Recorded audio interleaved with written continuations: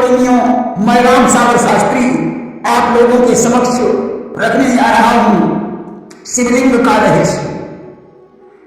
देखिए, एक बार की बात है, दाऊद वन में बहुत से ऋषिवृंद अपने पुत्र और स्त्रियों के समेत तपस्या कर रहे थे।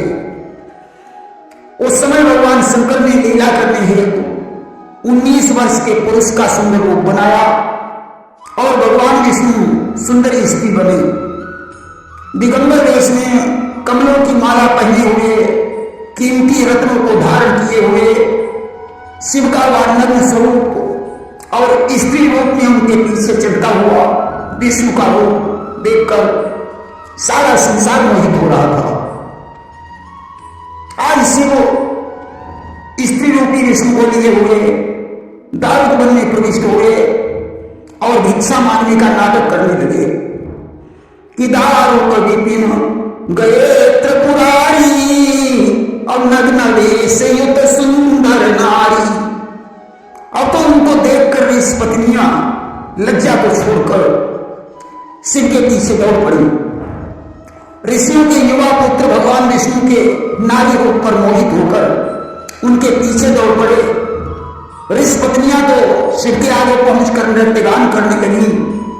ऋषि पुत्र भगवान विष्णु के चरणों में गिरकर उनकी तरफ देखकर मुस्कुराने लगे कि योगा कर रखी हरि सद मुस्काही और तुम समान सुंदर जग नाही। शंकर भी मस्त होकर नृत्य करने लगे। अब तो बड़ा विष्णु के सीने में लात मारने वाले भृगु ऋषि इस निर्लज्जता को कैसे स्वीकार कर सकते थे।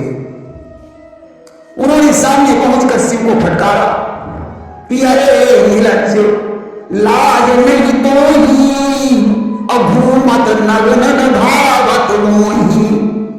अरे तू कैसा निर्लज्ज पुरुष है जो नग्न घूम रहा है। मैं तुझे साथ देता हूं कि तेरा लिंग कटकर जमीन पर गिर जाए। परंतु जब भृगु ऋषि के साथ का कोई असर नहीं पड़ा तो पूछने लगे तू कौन है, यहां किस लिए आया है। शिव ने कहा मैं यहां तपस्या करने के लिए आया हूं। भृगु ऋषि बोले पहले तो तुम वस्त्र धारण कर, 19 वर्ष की अवस्था हो गई फिर भी निवस्त्र घूम रहा है। दूसरी बात, इस विषाली पत्नी को छोड़ दे।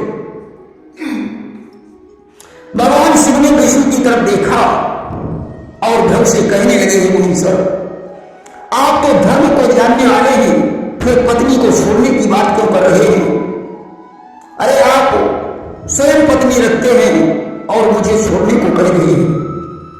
भृगु ने कहा पत्नी अगर पतिव्रता है तो उस पत्नी को छोड़ना धर्म के विरुद्ध है, परंतु ऐसी व्यवसायी पत्नी का परित्याग ही कर देना चाहिए। शिव ने कहा मुनीश्वर, मेरी पत्नी पतिव्रता है जो मेरे अलावा किसी दूसरे पुरुष की कल्पना ही नहीं कर सकती। भृगु ने कहा तो अभी अभी जो मैं तेरी पत्नी के बारे में देख रहा था वो सब क्या था। वह नवयुवकों को देखकर मुस्कुरा रही थी और आंखों से कुछ इशारे भी कर रही थी। शिव ने कहा मुनीश्वर, आपको ऐसा महसूस हुआ होगा, परंतु मेरी पत्नी ऐसी नहीं है, इसलिए मैं इसका परित्याग नहीं कर सकता हूं। भृगु ने कहा तुम अपनी पत्नी को लेकर यहां से शीघ्र चल जाओ। अब तो शिव वशिष्ठ जी के आश्रम पर पहुंचकर भिक्षा मांगने लगे। वशिष्ठ जी की पत्नी अरुंधति ने बाहर निकलकर उन्हें प्रणाम किया, शवों को धोकर सुंदर आसन पर बैठाया और पूछने लगी आप कौन हैं, कहां से आए। शिव ने कहा देवी मैं सिद्धों में श्रेष्ठ पुरुष हूं। इतना कहकर वहां से चल पड़े। अब तो सारे ऋषिवृंद डंडा ढेला लेकर दौड़ पड़े। कोई तो शिव को डंडे से पीट रहा है, कोई ढेला मार रहा है, कोई मुक्का मार रहा है कि पीटा न लगे शिव गिरी सिराई। अब बोले शिव क्यों मारत भाई। शिव ने कहा हे मुनिवृंदों, मुझे क्यों पीट रहे हो, मुझसे क्या दिक्कत है। ऋषियों ने कहा मुझे तुझसे नहीं बल्कि तेरे लिंग से दिक्कत है। अगर जिंदगी चाहता हो तो इस लिंग को उखाड़कर अभी जमीन पर फेंक दे, अन्यथा मैं तुझे जान से मार डालूंगा। शिव ने कहा ऋषियों अगर ऐसी ही बात है तो मैं अपने लिंग को अभी उखाड़ कर फेंक दूंगा। आज शिव ने लिंग उखाड़ा और जो जमीन पर फेंका। अब तो ऋषियों ने देखा कि वहां कोई न पुरुष है, न स्त्री है, न लिंग है।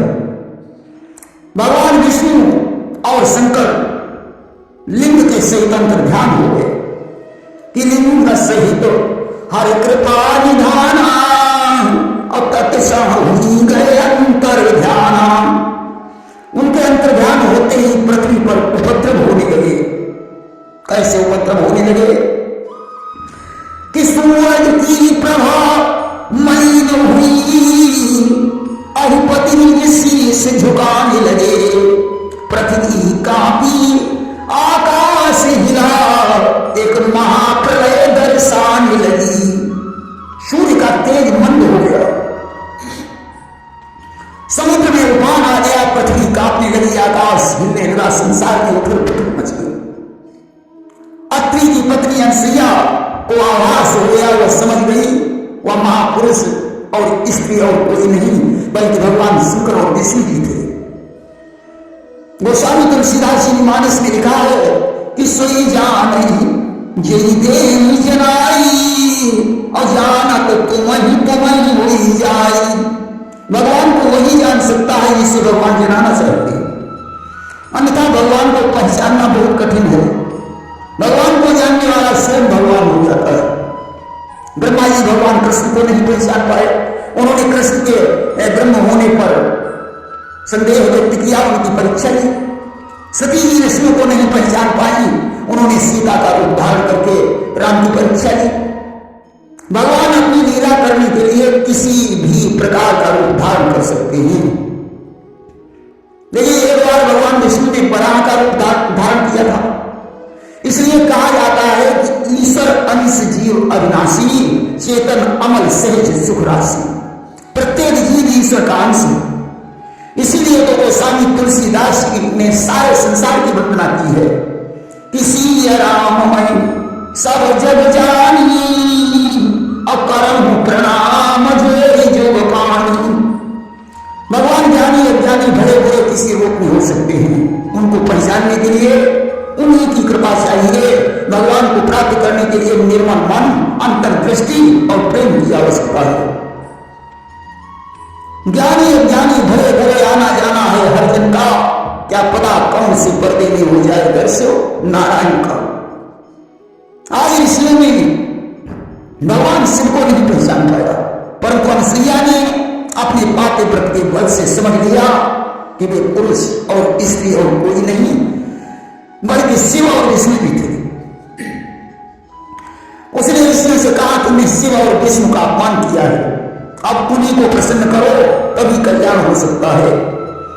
अब तो सारे ऋषिगण मिलकर ब्रह्मा जी के पास पहुंचे। ब्रह्मा जी उस समय सावित्री के साथ बैठे हुए थे। ऋषियों ने जाकर उन्हें प्रणाम किया। ब्रह्मा जी पूछने लगे कि हे ऋषियों, बताओ तुम यहाँ किस लिए आए हो। ऋषियों ने कहा विधाता, कोई नग्न पुरुष अपनी सुंदर स्त्री लिए हुए मेरे आश्रम पर आया, उसे देखकर हमारी पत्नियां मोहित हो गई, उसके पीछे लग गई और हमारे पुत्र उस स्त्री पर मोहित हो गए। मैंने उसको श्राप दे दिया परंतु कोई प्रभाव नहीं पड़ा।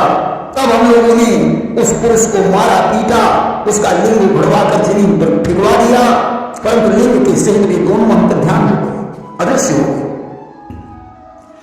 उनके जाते ही उपद्रव होने लगे।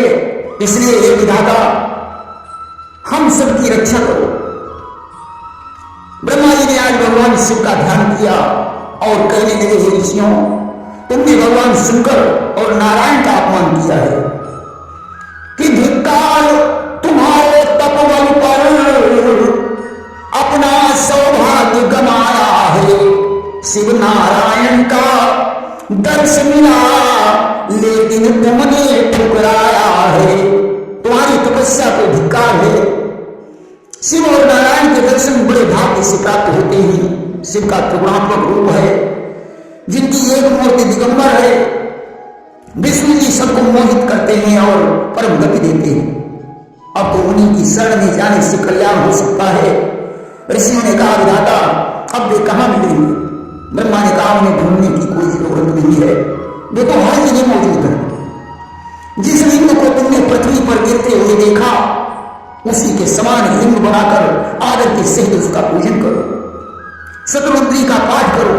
भगवान शिव आशुतोष हैं, वे शीघ्र प्रसन्न हो जाते हैं। अब तो सभी ऋषिवृंद शिवलिंग बनाकर उनका पूजन करने लगे। भगवान शिव उसी रूप में नग्न अवस्था में प्रकट होकर भिक्षा मांगने लगे। अब तो सारे मुनिवृंद उन्हें देखकर प्रणाम करने लगे। परंतु मुनिवृंद सोचने लगे कि नारी के रूप में भगवान विष्णु क्यों नहीं प्रकट होंगे। शंकर जी ऋषियों की भावना को समझ गए। आज भगवान शिव ने अपने उस स्वरूप को बदल दिया और पार्वती के सहित दिव्य रूप में प्रकट हो गए। आज भ्रव, अंगिरा, वशिष्ठ, विश्वामित्र आदि ऋषियों को भक्ति का वरदान देकर भगवान शंकर पार्वती जी के सहित अंतर्ध्यान हो गए।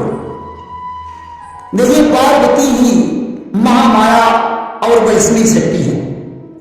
शिव और पार्वती के दर्शन से शिव और विष्णु दोनों के दर्शन हो जाते हैं। भगवान शंकर ने यही सिद्ध करने के लिए दिगंबर वेश में भगवान विष्णु को स्त्री बनाया था। भगवान विष्णु ने जब मोहिनी स्वरूप में देवताओं को अमृत और देवताओं को मदिरा पिलाई थी, तो भगवान शंकर ने वो मोहिनी रूप देखने के लिए विष्णु से प्रार्थना की थी। भगवान जब मोहिनी बनकर प्रकट हुए तो शिव ने उन्हें अपनी बाहों में भर लिया और उनके शुक्र स्कंदन से सोने और चांदी पार्व की उत्पत्ति हुई। एक बार शिव ने पार्वती जी को रावण को प्रदान कर दिया।